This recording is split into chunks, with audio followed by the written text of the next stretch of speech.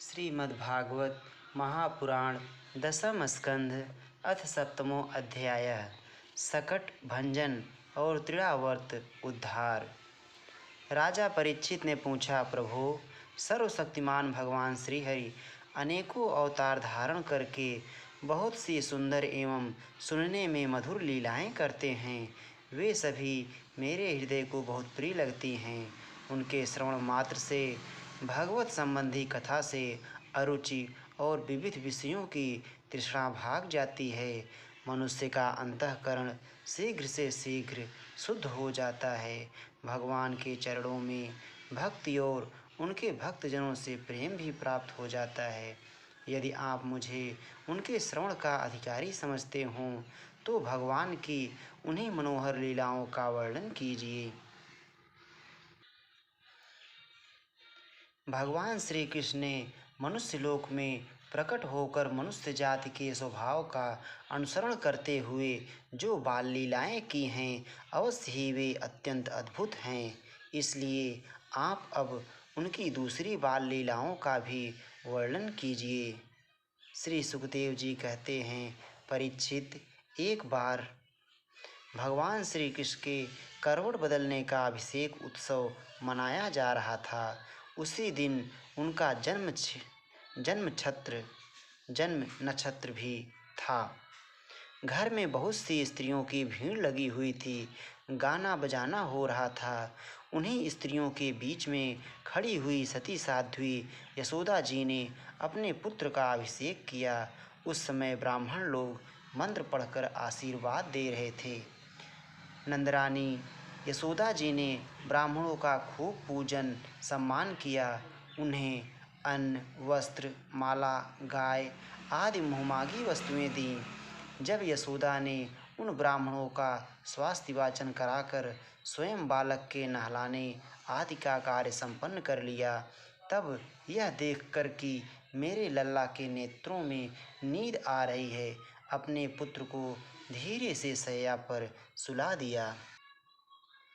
यहाँ कदाचित एक बार से तात्पर्य है तीसरे महीने के जन्म नक्षत्र युक्त काल से उस समय श्री कृष्ण की झांकी, ऐसा वर्णन मिलता है। स्निग्धा पश्यति शेष्म येति भुजयोर्युग्मं मुहुश्चालयन् अत्यल्पं मधुरं च कूजति परिस्वंगाय चाकांक्षति लाभालाभ वसादुमुस्य लसति क्रंदत्यपि क्वाप्यसौ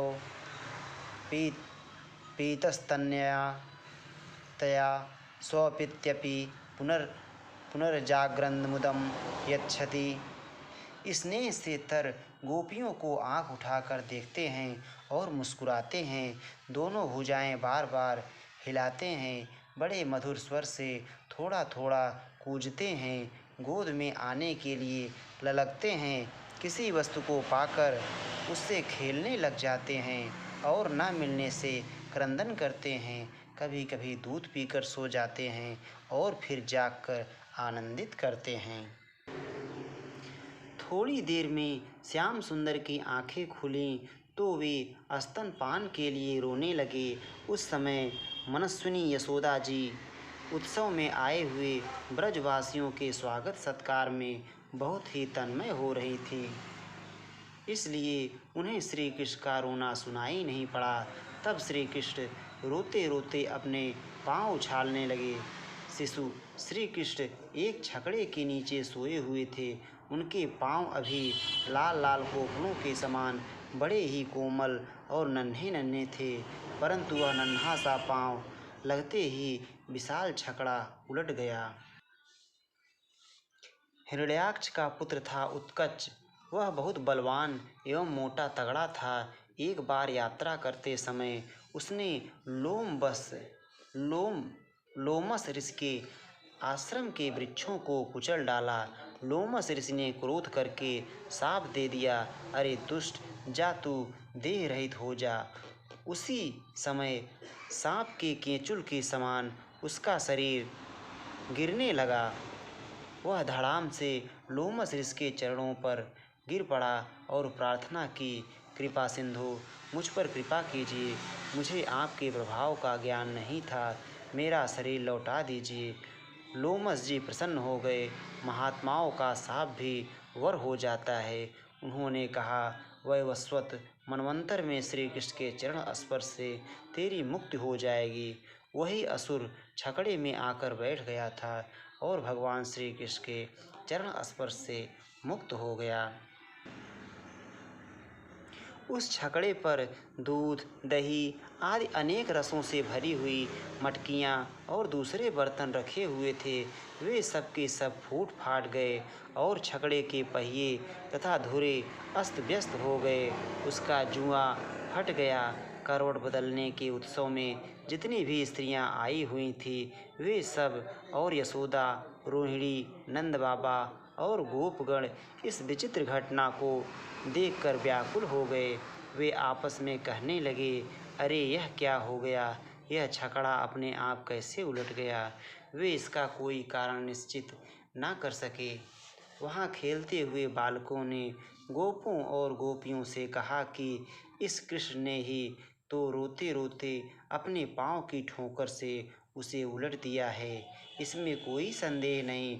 परंतु गोपों ने उसे बालकों की बात मानकर उस पर विश्वास नहीं किया। ठीक ही है, वे गोप उस बालक के अनंत बल को नहीं जानते थे। यशोदा जी ने समझा यह किसी ग्रह आदि का उत्पात है। उन्होंने अपने रोते हुए लाडले लाल को गोद में लेकर ब्राह्मणों से वेद मंत्रों के द्वारा शांति पाठ कराया और फिर वे उसे स्तन पिलाने लगीं। बलवान गोपों ने छकड़े को फिर सीधा कर दिया। उस पर पहले की तरह सारी सामग्री रख दी गई।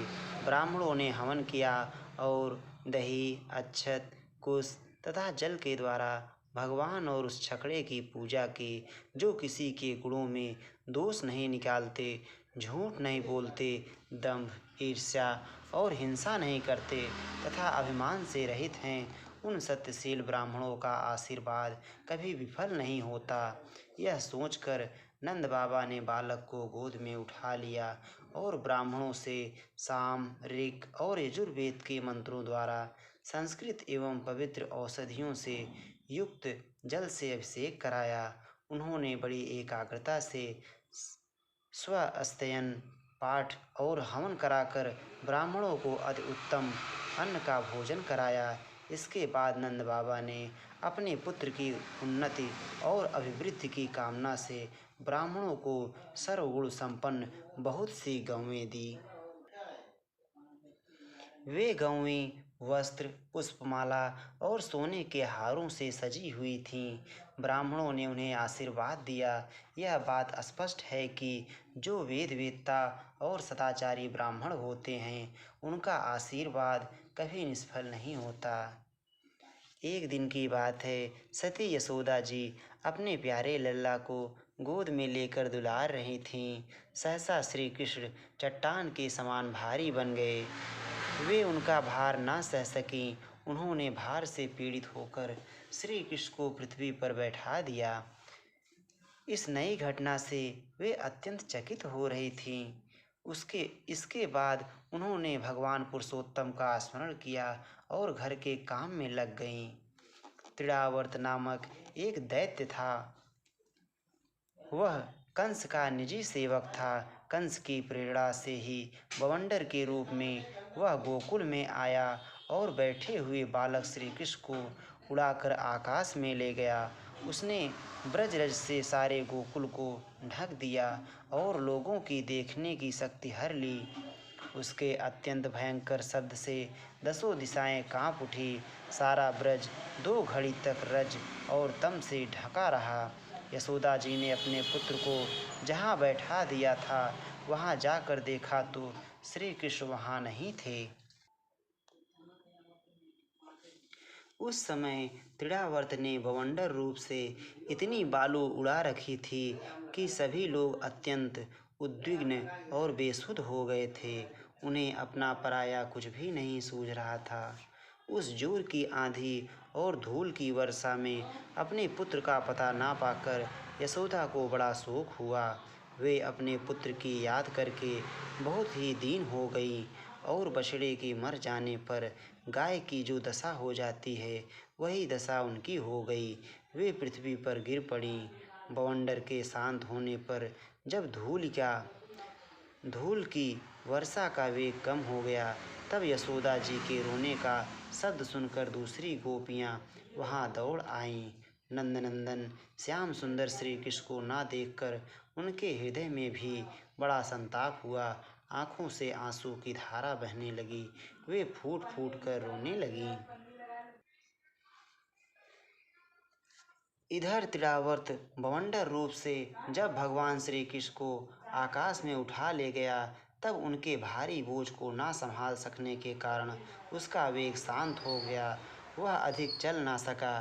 त्रिरावर्त अपने से भी भारी होने के कारण श्री कृष्ण को नीलगिरी की चट्टान समझने लगा।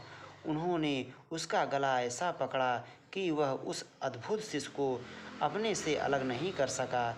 भगवान ने इतने जोर से उसका गला पकड़ रखा था कि वह असुर निश्चेष्ट हो गया। उसकी आंखें बाहर निकल आईं, बोलती बंद हो गई, प्राण पखेरु उड़ गए और बालक श्री कृष्ण के साथ वह ब्रज में गिर पड़ा।